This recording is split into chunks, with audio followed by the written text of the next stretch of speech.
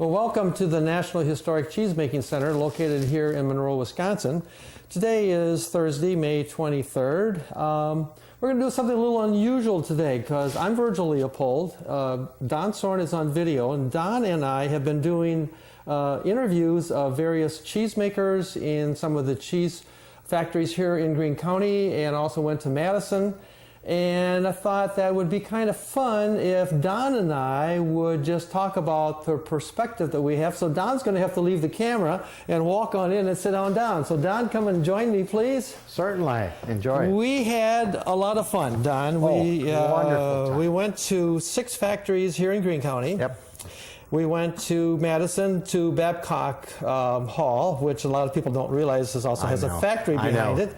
And then we interviewed here at the center, we interviewed John Boozman, and then we interviewed Joe Wells and Joe Motz together, and we also interviewed Martha Burnett. So I thought, Don, we need some perspective. What did we learn? What did we find out? Some things that kind of jogged our memories, some things that kind of surprised us.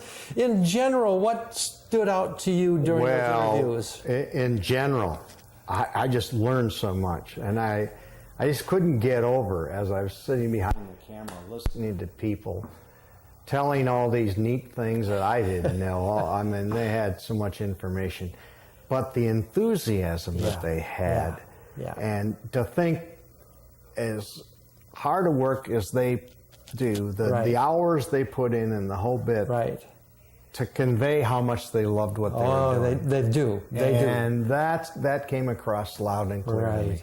Let's go to the individual factories. I think the very first one we did, which was kind of neat, was Steve Stetler, and then his wife. We interviewed her also in their new store at Decatur over by Broadhead. What stood out to you about Decatur? Well, the very first, I'd never been in it. In fact, I hadn't been in any of these, so that was neat. But to stand out there while you two were doing the talking and the interviewing, I'm watching these milk trucks backing in. That's right. We started outside, didn't we? Forgot about that. And then I'm watching customers coming in and out. And it was just so interesting. Everyone was really involved, and people are walking out with their goodies and all big smiles. So. Then we went inside. And Steve kind of went through all the things that go on there, the number of workers that he has, the time that he starts in the morning with a crew. Yes, and then when we actually went back into the factory type of thing, and watched, I really felt I got a neat view that you did. And you did the interview, and I could look around and I could see, and it was so much on task. And if I remember right, you even tried to get one of the workers to spray Steve and I as we're interviewing, but that didn't happen, did it? It didn't work. I tried. I tried as hard as I could. I motioned to them to. Yeah. And they looked at me and said, "No, that's right." No, and they were very dedicated, but they are. And the cleanliness about the whole thing. I saw this in every single factory. They'd scrub and scrub and scrub, and then turn around and scrub some more. And if people want to go, apparently you can do tours, because I took my my wife Carol and I went and took my great nephew and his fiance over, and we've got a real detailed look and got to look inside some of the things. And what surprised me, Don, and I don't think a lot of people realize this, how much of their cheese gets sold to somebody else who then puts their label on. So when you when you see a label someplace and you're going to say, well, it's from that place. Well, it might be from somebody like Stetler's over in Decatur. Exactly. And then I also remember going out to the actual store part. And Mrs. Stetler would it was just a neat setup. Right. Then we went, I think the next one, Don, I think we went to Klondike. And that would be with the Buchholzer boys, okay? Dave and Steve and Ron. What stood out there? Well, first of all, we went upstairs. Correct, to their boardroom. Okay. Exactly. Then you did a thorough interview. So it was interesting for me to hear the background of the whole situation and how it got started, and that it was also interesting to hear their true feelings of what they were doing and why they were doing it, and I can still hear Ron saying it,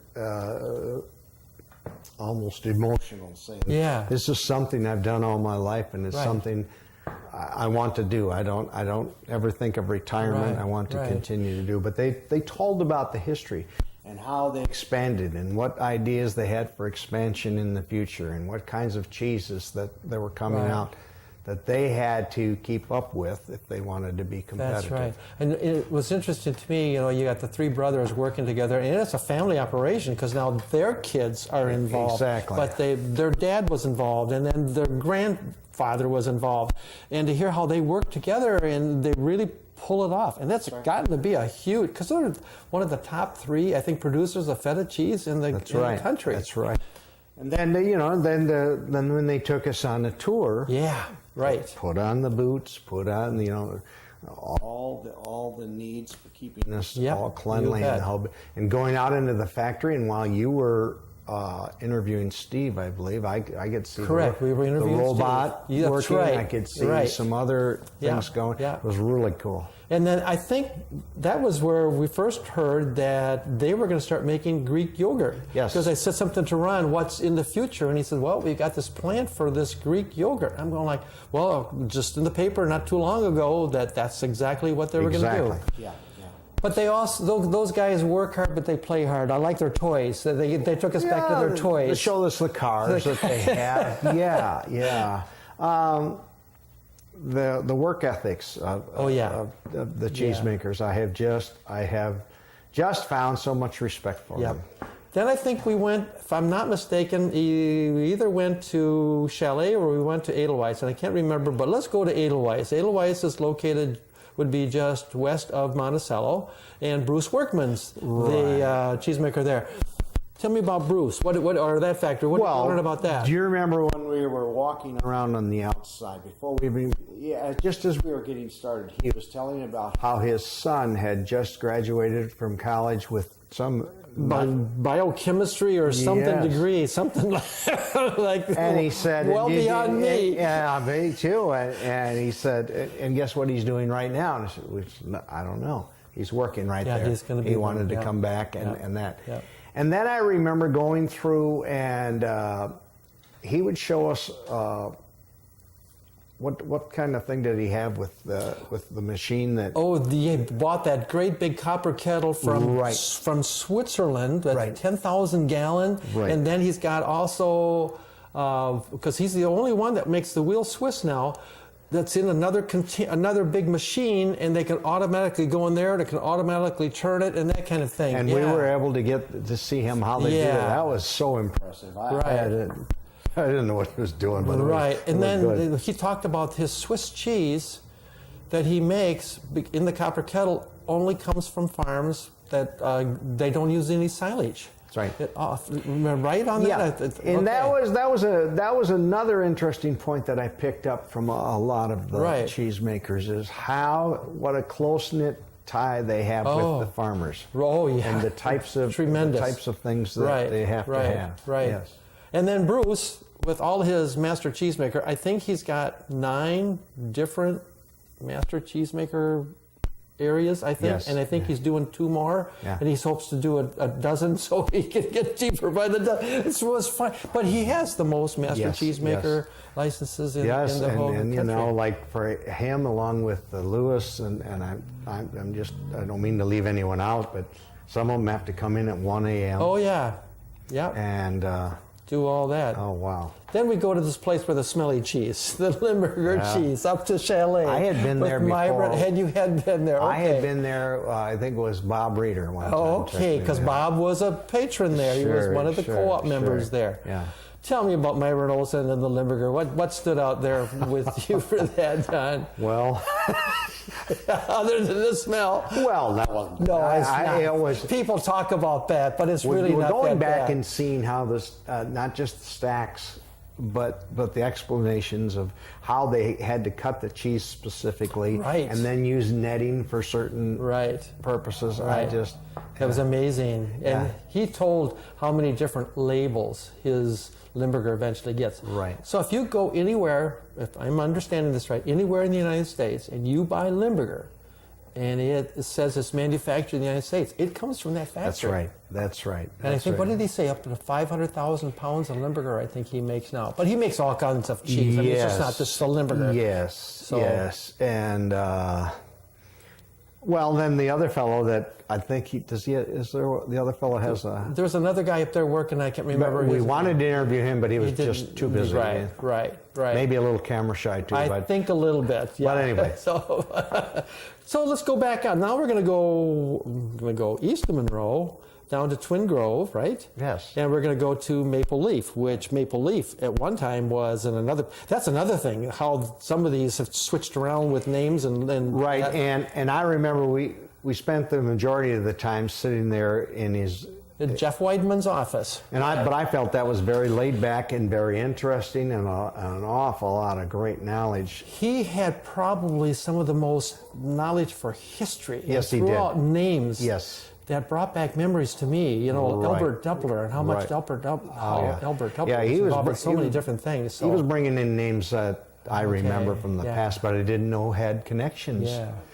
But I just at the same time we ran into a lot of the workers, Yes. and I know many of them. Right. And them telling them what their jobs were, it almost makes me feel like, my gosh, if we want to continue in this role in the video, we might have to individually meet with some of those people.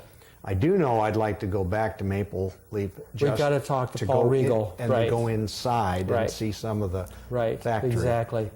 Don, I think this is going to be an ongoing thing Yeah. for several more years, and I'm looking forward to it. That was great. Jeff, well, Optimus, what's the tie between Optimus and Jeff Weidman? And Well, it's we're the cheese curd sales. Yeah. And that's just... And he was talking about how young that is. It's young. It's a very young and cheddar it's, cheese. So. we get nothing but compliments. You know, you've seen lines for cheese curd stands right. and all. But no, we've had that going for years. I believe they were over by Albany. Yep. Yep. And we'd get the cheese there. Yep. I remember going there many, many times helping. Great. Then we went to Monticello. Right. Okay, and Josh and Carla Erickson, I believe, if I've got the names right. I hope I do. I think that's who it is. What stood out there? That was at the Silver Lewis factory. Silver Lewis factory. There again, we saw a truck backing in. Yep. Bob Faith. Bob Faith was backing the truck in. And then we were able to go in there and see the inside of the process where the truck had Right. backed in and Right. what was going on there. Right. But one big thing stood out. You asked the question about the sales of cheese. Right. And he says, oh, we don't make cheese to set aside. It's already sold. It's already sold. That's our business. Yeah. And it really stuck Yeah. for me. And then he threw me for a loop. Yeah. We're standing there talking, and he starts talking about this kosher cheese. Yes, yes. And I went, what are you talking about? Yeah, yeah. I didn't realize Oh, yeah. that bringing in their milk from Green Bay, Yep. and that's already been blessed, so that's kosher. Yeah. It has to go into a separate tank, Right. into the separate vat, made, and when he puts it back, it has to be completely separate from everything else. And it was, and we saw that, and Unbelievable. it was. That's He correct. just threw me. I'm like, I had no idea that we had that happen here in Greene County. Then he brought out a couple of samples. Oh of yes, he did. Oh, was we that got to meet excellent. Carla and talk Yeah, to and her. then- and yeah. Went back to their little store. See, and some of these places are not set. They're set out a little bit, and Right. yet the numbers of people that are coming in from Right. around the area to buy cheese at that Oh yeah, time just blows you and away. I think, if I'm not mistaken, he was making a special kind that day that one of his customers said, "I want whatever it was put in." That's right. So he was making that, and he had us taste that. Oh, yeah. Oh, It was it was excellent. wonderful. Excellent. It was Excellent. just super good. Then we took a trip. Okay. Went up to Madison, Right. down to Babcock Hall, and that was fun because you stand outside this ice cream store, this cheese That we've store. been to a number of times. Yeah, and there's a cheese factory there. And I always wanted to go into that. I've heard about the cheese Yeah. factory inside of Babcock Hall because, like you said, we used to go up there for ice cream all the time. and to go back in there and see that there's not just that little factory area that they were working. That's right. But remember, he took us on a tour, and then there were spots in there that we'd like to see, but they weren't open at that time. Right. So we'll have to go back there. We'll have to go back. Gary Grossen is the head cheesemaker up there. Right. Gary has his connection. He and his wife Corey still live in Greene County. He was a cheesemaker for a long time. He's a master cheesemaker. Gouda. I'm not how sure. Gouda. He pronounced it Gouda, I think. Talks about how he, in one international contest, there was a guy from the Netherlands was first. Gary was second. Third, fourth, and fifth were all from the Netherlands. Yeah. Because Gouda is where it comes from. Right. But what an interesting place up there. Remember those little individual areas that he had all the cheese, and it was almost like right down a line, like a row of corn, and then you'd have to go through that. Is that where also we interviewed one of the Yagi boys? The Yagi boys. Because there's the research center there, so he's involved, and the Yagis are very well known, in Greene County. And so I one found of the that boys. very, that was very fascinating to be able to get that. So to do that was really interesting. But Gary just does a wonderful job up there. He does. A lot of training goes on up there. People want to become a cheesemaker, they can go there. So he works with them. He's got all this background. No, he doesn't make the volume that these other guys do. You know, you talk about Klondike and they'll do 50,000 pounds of cheese a day. He'll make, maybe 10,000, 12,000 pounds of cheese. So, but I just read his name in the paper the other day, and that's another interesting thing I found, how they have a master's. They're a master cheesemaker in a certain area, then they go on for another area, and they continue to do that. And he's been at it over 30 years, and here he's doing that. Doing another one. And he's getting all excited about going through another one. And that's the same with the other cheesemakers. They're all absolutely. They're always want trying to improve and work together. And yet, they're competitors, Don. That's right. But yet they work together. Exactly. And it seems to me they have such a great relationship with each other. That really stood out to me as we talked to them. I mean, they have so much respect for one another. That's right. And they're also very involved here at the center. Oh, I know. To do that. Of course, coming up here on June 8th, they're going to be making cheese again in the farm factory. So these guys will be involved in that. Well, we did some interviews here. We did John Boozman. Right. The people don't know John, very much involved in things for such a long time. What a tremendous amount of history he has. Oh, and you talk with him and names come. Oh, yeah. That impresses me. And stories. And stories. It goes back. Remember when I did the tape of the cheese days, and here he's telling those on and on. That was wonderful. And people don't realize John did so many interviews of past cheesemakers. Yes, he did. And we have them on file here, which we're doing with the current cheesemakers. Exactly. And a lot of those guys now are no longer with us. I know. So that history is here thanks to John Boozman. He's the one that started this whole thing here. And he told me at one banquet, he said, you have to keep this up. Yeah, we do. So I've enjoyed it. Yeah. Enjoyed it. And then we interviewed 2 retired cheesemakers. Right. Were they fun? Oh, they were. Joe Wells and Joe Motz. Yeah. And I'll never forget that. They kind of took over the interview. They were. They started talking because they've been friends for years. Yeah. So what stood out with those 2 guys? Well, you already said it. When they were interviewing, instead of you'd get it started, and they'd say, "Hey." To the other one. Remember when they did this? Yes. Right. Oh yeah, but I remember when they, and it went on and on. It was a wonderful interview. Yeah. So these tapes that we have of all these people will be interesting for people to see, I'm sure. And then our last interview we did last year in November, before both of us, or December, I think, even before you and I got ready to head to South Alabama for a couple months, Martha Burnett. Oh, what a wonderful lady. Oh my gosh. There's another one that's got a book of bam, bam, bam names.